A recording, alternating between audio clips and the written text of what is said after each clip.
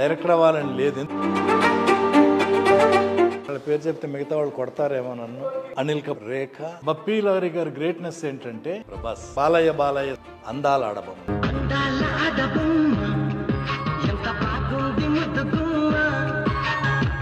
మా సినిమాలో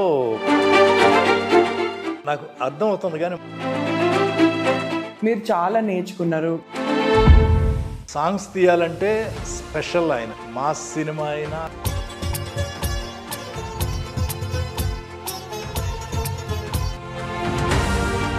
వేటగాడు మూవీలో మీరు యాక్ట్ చేశారు. So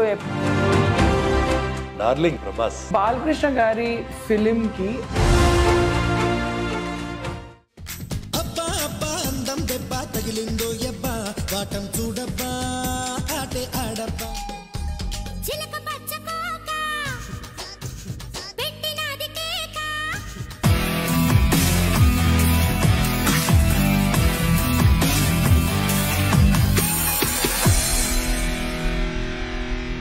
hi, welcome to on air with me Nivedita.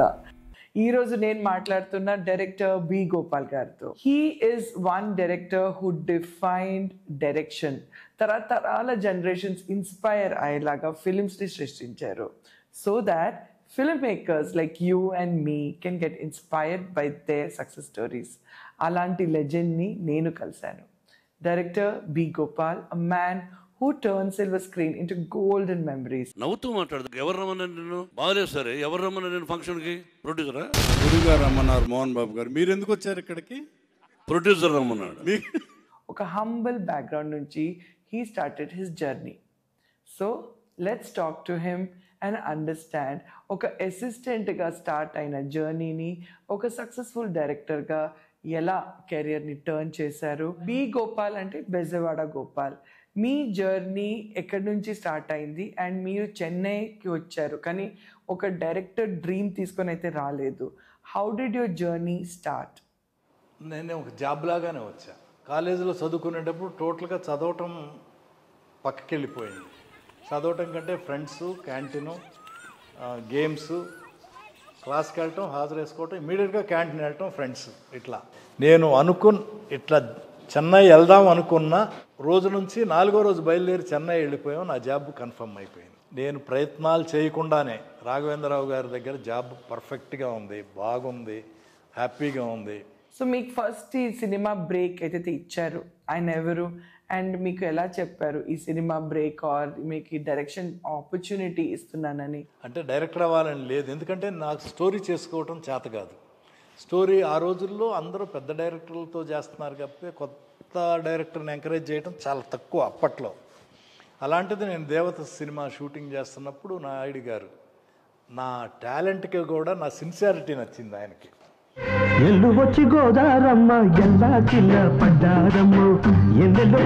Congrats Gopal అన్నారు. సార్ ఏంటి సార్ అన్న, నాయుడు గారు నీకు డైరెక్షన్ ఛాన్స్ ఇస్తా అన్నారు, ముందు నన్ను చెప్పమన్నారు, నువ్వు ఇప్పుడు ఆఫీస్కి వెళ్తావు కదా, ఇప్పుడే వచ్చి వెళ్ళారు, నీకు చెప్తారు ఆయన, కంగ్రాట్స్ అని చెప్పగానే నేను అసలు షాక్ అయ్యాను.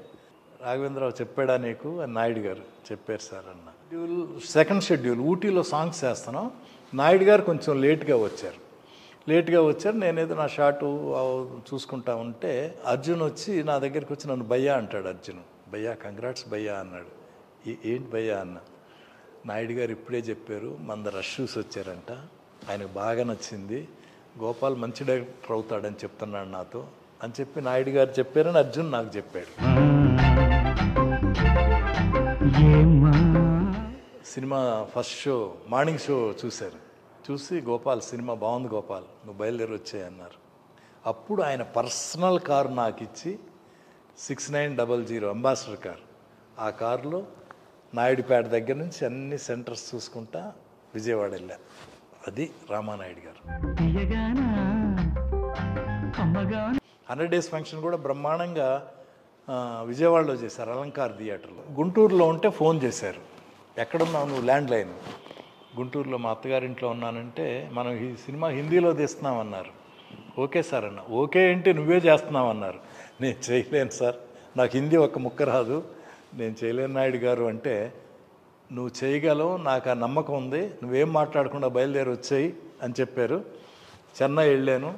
ఫ్లైట్ ఎక్కించారు, బలవంతంగా హిందీ సినిమా చేయించారు. నాకు ఇంక అంతకంటే అదృష్టం ఏముంటుంది.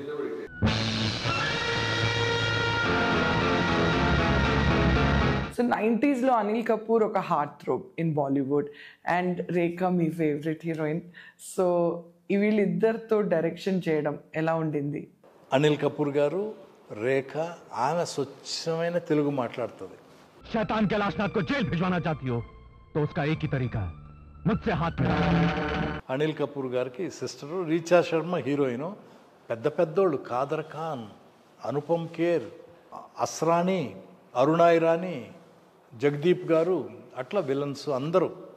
ఆ సినిమా కూడా మంచిగా, అది కూడా ఇక్కడ హైదరాబాద్లోనే తీసాం. ఇప్పుడు మీరు బాలీవుడ్ సినిమా చేశారు. అఫ్ కోర్స్ ఈ సినిమా ఎక్కువ వరకు హైదరాబాద్లోనే షూటింగ్ జరిగింది.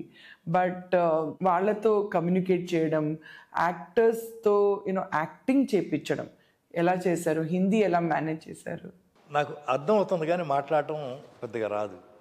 ఇంగ్లీష్లో చెప్పేవాడిని. నాకు ఉర్దూ, హిందీ బాగా వచ్చిన కో డైరెక్టర్ ఉంటాడు. తెలుగు, హిందీ బాగా వచ్చిన ట్రాన్స్లేట్ చేసే మధు గారని కో డైరెక్టర్ ఉంటారు. ఇంకొక తెలుగు, హిందీ వచ్చిన కో డైరెక్టర్. అట్లా వాళ్ళ హెల్ప్ తోటి. రాఘవేంద్రరావు గారు మీ గురు, మీరు చాలా నేర్చుకున్నారు రాఘవేంద్రరావు సార్ దగ్గర. అలాగే ఈ అసోసియేషన్ ఇస్ ఒక 10 years, ఒక డెకేడ్ అసోసియేషన్. సో ఆయన దగ్గర మీరు ఏమేమి నేర్చుకున్నారు? అండ్ చాలా వరకు రాఘవేంద్రరావు గారి సినిమాలు ఇన్స్పైర్ అయి ఉన్నారు మీరు. అంటే not only in cinema making but సాంగ్స్లో కూడా ఆయన స్టైల్ మీ సాంగ్స్లో కనిపిస్తుంది. How do you explain this? ఎల్లు వచ్చి గోదారమ్మ ఎల్లా కిల్ల పడ్డారమ్మ ఎన్నెల్లొచ్చి రెండు.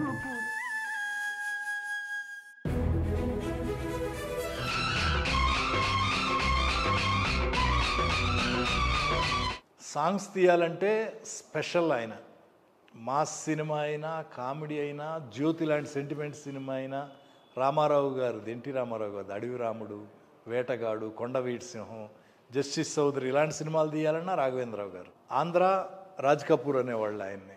అంటే నా ఫస్ట్ గురువు పిసి రెడ్డి గారు. నాకు బాగా అవకాశం ఇచ్చారు. నన్ను ఎడిటింగ్ అసిస్టెంట్గా కూడా ఆయనే జాయిన్ చేశారు. బట్ నా దురదృష్టం ఏంటో, అప్పటికే ఆయన పెద్ద డైరెక్టరు. నా సినిమాలో కూడా సాంగ్స్ మంచి హిట్. మరీ బొబ్బిల్ రాజా దగ్గర నుంచి ఇళయరాజా గారు, తర్వాత బప్పీలారి గారు, మణిశర్మ, మహదేవన్ గారు, ఇవన్నీ మంచి సాంగ్సే ఉన్నాయి. బలపం పట్టి భామ బళ్ళు ఆయి నేర్చుకుంటా, బంగినపల్లి మామిడి పండు రంగు మీదుంది, చిలకే ముట్టని జాం ఆకు చాటు పిండ తడిసే. వేటగాడు మూవీలో మీరు యాక్ట్ చేశారు. సో ఎప్పుడైనా రాఘవేంద్రరావు గారికి చెప్పారా, నాకు ఒక ఆసక్తి ఉంది, ఆర్ నాకు యాక్టింగ్ పరంగా ఏదైనా ఒకటి చెయ్యాలని ఉంది? How did that happen? వేటగాళ్ళు నేను సెకండ్ అసిస్టెంట్ డైరెక్టర్. నగేష్ గారు ఇంకొక జూనియర్ ఆర్టిస్టు చేస్తున్నారు. రాఘవేంద్రరావు గారికి ఆ జూనియర్ ఆర్టిస్ట్ చేయటం నచ్చలా. ఎందుకో వెళ్ళు అవతలకి అని చెప్పి ఆయన పెట్టి, గోపాల్ నువ్వు వెళ్ళి కూర్చో అన్నారు. నువ్వు వెళ్ళి కూర్చో గోపాల్ అన్నారు. వెళ్ళి కూర్చున్నాను. అందుట్లో మహానుభావుడు నగేష్ గారు ఆయన పక్కన. నేను నా యాక్టింగ్ ఏంటంటే ఊరికి టిఫిన్ తింటా ఉండటం అంతే. పులి వస్తుంది, పులిని చూసి భయపడి గోడ మీద పైనుంచి దూకటం. అది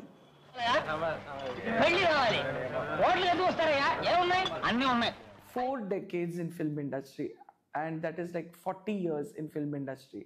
సో మీరు సినిమాని ఎలా అప్రోచ్ అవుతారు, అలాగే సాంగ్ని ఎలా అప్రోచ్ అవుతారు?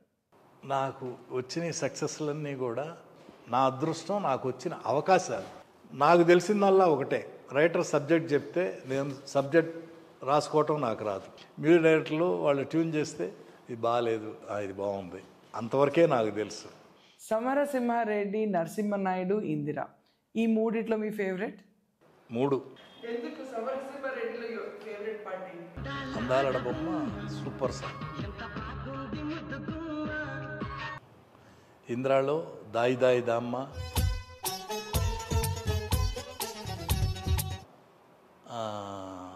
రాధే గోవింద, రాధే గోవింద ప్రేమే పుట్టిందా కసిగా రమ్మంటూ అన్ని పాటలు. సమరసింహారెడ్డి కూడా ఫేవరెట్ పాట అందాల ఆడబొమ్మ.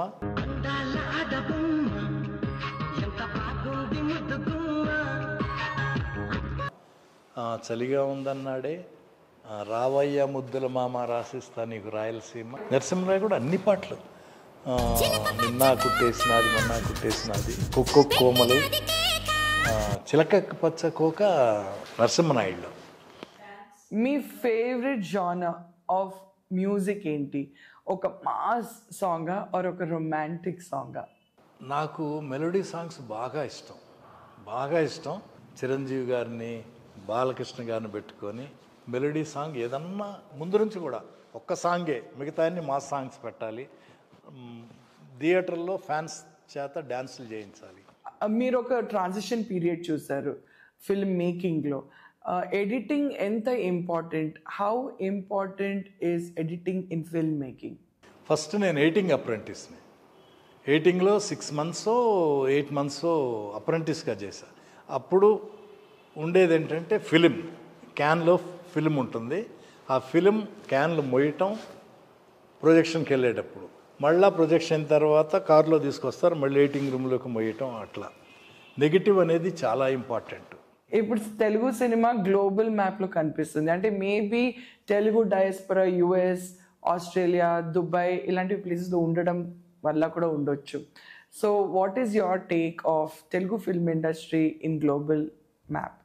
ముందు నుంచి మనం తెలుగు ఇండస్ట్రీ బ్రహ్మాండంగా ఉంది, పాన్ ఇండియా అయింది. ఇంటర్నేషనల్ రేంజ్ కూడా రావటానికి నా ఉద్దేశం అయితే రాజమౌళి. అలాగే అంతకుముందు హిందీ ఆర్టిస్టులు నేను 2-3 ఫంక్షన్లు చూశాను. అమితాబ్ బచ్చన్ గారు ఒక ఫంక్షన్ హైదరాబాద్లో, శత్రుఘ్న సిన్హా గారు ఒక ఫంక్షన్, ఇంకో హిందీ ఆర్టిస్టులు వచ్చి పర్టికులర్గా బాహుబలి నుంచి బాహుబలి ఈ మాట్లాడుతూ ఉన్నారు. దీనికి 100% నా ఉద్దేశం Rajamouli.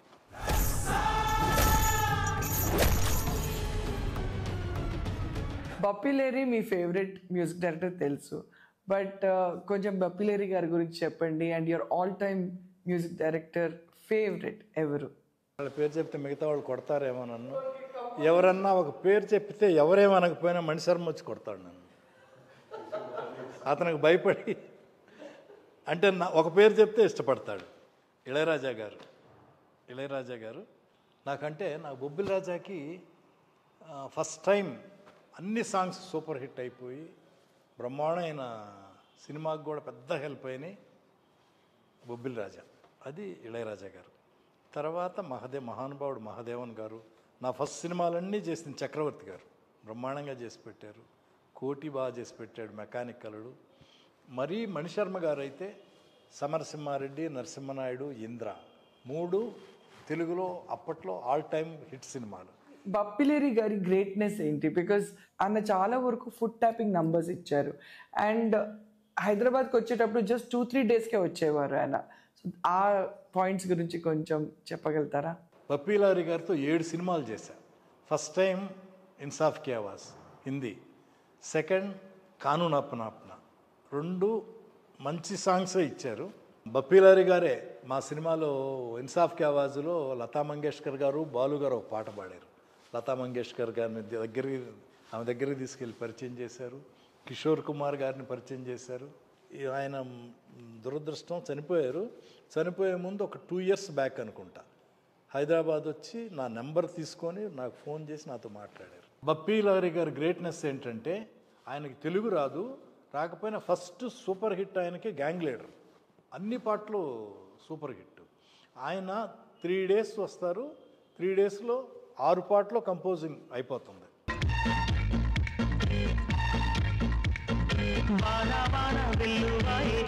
So now coming to the present heartthrob. Actually, Varsham ki mundu Prabhas garu had signed the film with you, but Varsham released me film kana mundu Adavi Ramudu cinema. So Adavi Ramudu shooting up to Prabhas garti, మీ అనుబంధం. Can you share some of those details? Darling Prabhas బాగా friend నాకు. ఇప్పటికి కూడా phone చేసినా కానీ message పెట్టినా మళ్ళీ వెంటనే రిప్లై ఇస్తాడు. మా పాప ఫంక్షన్లు అయితే అన్ని ఫంక్షన్లకి ప్రభాస్ వచ్చాడు.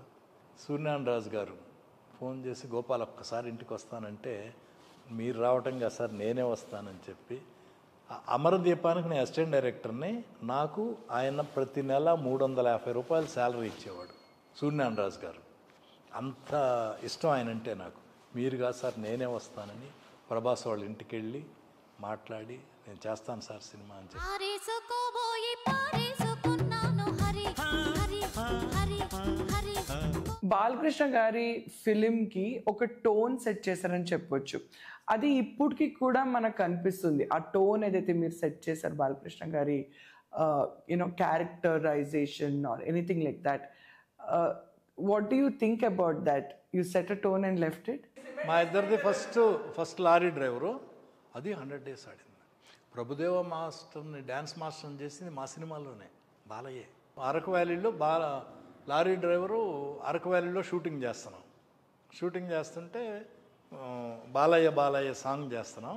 సుందరం మాస్టరు డ్యాన్స్ మాస్టర్. జొన్నవిత్తులు గారు పాట మీరు ఏమైనా రాసుకోండి, బట్ బిగినింగ్ మాత్రం నాకు బాలయ్య బాలయ్య అట్లా కావాలి, బాలయ్య బాలయ్య గుండెల్లో గోలయ్య జో కొట్టాలయ్య అని. అది షూటింగ్ అరకు వ్యాలీలో. సుందరం మాస్టర్ వచ్చి, గోపాల్ గారు నేను ఉంటాను ఇక్కడే, ఎక్కడికి వెళ్ళను, బట్ ఈ సాంగు ప్రభుదేవాతో కంపోజ్ చేయిద్దాం, వాడిని కూడా కొంచెం ఎంకరేజ్ చేద్దాం అనుకుంటున్నాను, మీరు ఒకసారి బాలయ్య బాబుకి చెప్పరా, నేను చెప్పలేను బాలయ్య బాబుకి అంటే నేను వెళ్ళి బాలయ్య బాబుకి చెప్పా. బాబు సుందరం మాస్టర్ ఇట్లా అంటున్నారు, ప్రభుదేవతో చేయిద్దాము, ఆయన కూడా ఉంటానంటున్నా. ఓ చేద్దాం, కుర్రాళ్ళని ఎంకరేజ్ చేద్దాం అన్నాడు. వెంటనే ఒప్పేసుకున్నాడు. లారీ డ్రైవర్ షూటింగ్ అప్పుడు చాలా వరకు there lot of fun moments. Sundaram master, మీరు, బాలకృష్ణ గారు, ఆ వివరాలు కొంచెం చెప్తారా? లారీ డ్రైవర్ షూటింగ్ జరుగుతూ ఉంటే రైల్వే గెస్ట్ హౌస్ వైజాగ్లో రాజు మాస్టర్ ఫైట్ మాస్టర్ కింద లారీ పెట్టారు, బెడ్లు వేసారు. ఫస్ట్ ఫ్లోర్ నుంచి లారీలో దూకాలి. రెడీ, బాలయ్య రెడీగా ఉన్నాడు. నేను వెళ్ళి రాజు మాస్టర్ ఏంటి మాస్టర్ డూపుని పెట్టి చేయొచ్చు కదా, చేస్తున్నాం కదా ఇప్పుడు, మళ్ళీ ఆ బాలయ్య బాబు దూకటం ఎందుకు వద్దంటే, లేదు నేను చెప్పాను చేస్తానన్నారు అన్నాడు. నేను బాలయ్య బాబు దగ్గరికి, బాబు వద్దు బాబు, పైనుంచి దూకటం ఎందుకు, డూప్తో పెట్టి చేద్దాం వద్దంటే, వద్దొద్దు డైరెక్టర్ గారు మీరేం మాట్లాడద్దు, నేను దూకేస్తాను చేసేస్తాను అన్నాడు. షార్ట్ రెడీ అన్నారు, దూకేసాడు. అంటే నమ్ముతాడు బాగా.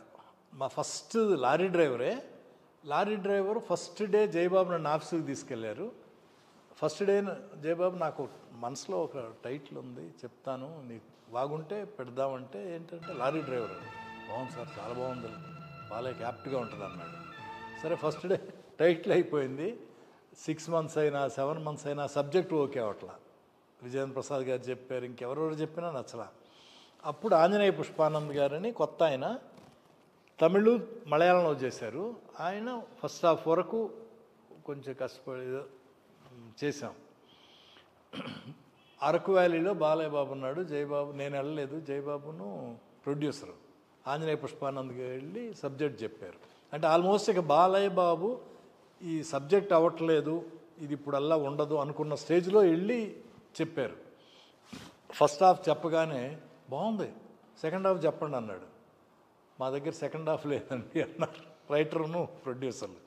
మా దగ్గర సెకండ్ హాఫ్ లేదు, మీకు ఫస్ట్ హాఫ్ బాగుంటే సెకండ్ హాఫ్ చేసి పెడతామని అంటే, బాగుంది ఫస్ట్ హాఫ్, జయబాబు నువ్వు షెడ్యూల్ ప్లాన్ చేసుకో, ఫస్ట్ హాఫ్ బాగా చేశారు కదా, సెకండ్ హాఫ్ వాళ్ళే చేసేస్తారు వచ్చేస్తుంది అని చెప్పి షెడ్యూల్ ప్లాన్ చేసుకోమన్నారు. 2 months తర్వాత షూటింగ్ మొదలుపెట్టాం, చేసాం. అట్లా నమ్మితే ఇక సెకండ్ హాఫ్ వస్తుందా, సెకండ్ హాఫ్ అయిన తర్వాత అది ఉండదు. అట్లా సమరసింహారెడ్డి కూడా విజయేంద్ర ప్రసాద్ గారు 25 minutesలో సబ్జెక్ట్ చెప్పారు, బాలయ్య బాబుకి చెప్పాం 25 minutes, ఇంతే ఉంది బాబు సబ్జెక్టు, విన్నారు, బాగుంది చేసేద్దాం, మిగతాది మీరే డెవలప్ చేసుకోండి అన్నాడు. అట్లా బిగినింగ్ నుంచి బాలయ్య ట్రైన్లోంచి దిగితే విలన్స్ కత్తులన్నీ పడేసి పారిపోతారు, అక్కడ వరకే ఫస్ట్ హాఫ్. అది ఒరిజినల్గా చిన్నకృష్ణ చెప్పాడు, కొత్త రైటరు, బాలయ్య బాబు ఇట్లా సబ్జెక్టు ఉంది అంటే వింటానన్నాడు. విని ఫస్ట్ హాఫ్ బాగుంది, సెకండ్ హాఫ్ కూడా చేసేయండి, మొదలుపెట్టేద్దాం షూటింగ్ అన్నాడు. ఈ మీసంలో పగ తీర్చుకునే రోషం ఉంది, ఈ మీసంలో ఎదిరించిన వాడిని మట్టి గరిపించే రాజసం ఉంది. That was a beautiful conversation with director B. Gopal garu. I hope meeku ee interview nachindani. Do like and subscribe Media FX. Next episode lo malli kaluddam. Thank you.